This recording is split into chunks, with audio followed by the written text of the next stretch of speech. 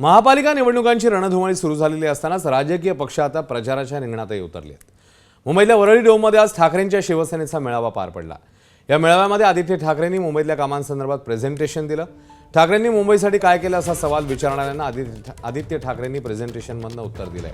तर आम्ही केलेल्या कामाचं प्रेझेंटेशन दिलं तसं भाजपच्या नेत्यांनी येऊन काय काय काम केलं सांगावं, हे थेट आव्हान आदित्य ठाकरेंनी दिलं।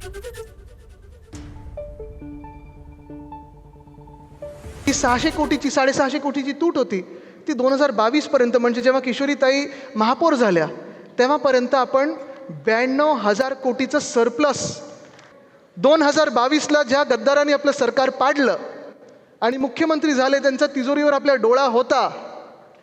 एनाकोंडाला सोबत घेऊन वोट चोर नोट चोर जब साथ में आते तो क्या होता है, एनाकोंडा। तिजोरी आता राहिलेलीच नाहीये, तिजोरी साफ झाली, सपाट झालेली आहे। त्याचा परिणाम हा झाला, तुम्ही पाहताय रस्ते तर कुठेच दर्जेदार नाही आहेत, काही काम झालेलं नाही आहे। पण मुंबईचं आत्ता कमिटेड लायबिलिटी म्हणजे जे आपण देणं लागतो ते 2.5 लाख कोटीवर पोचलेलं आहे। अँबॅसेडर खरं आता हा केला पाहिजे, पेंग्विन केला पाहिजे। कारण मी प्रत्येक वेळी जेव्हा समोरून मला भाजपवाले सांगतात की तुम्ही पेंग्विन आणलं किंवा पेंग्विन, मी बोलत चला मी पेंग्विनबद्दल बोलतो, तुम्ही आणलेल्या चीताबद्दल बोला।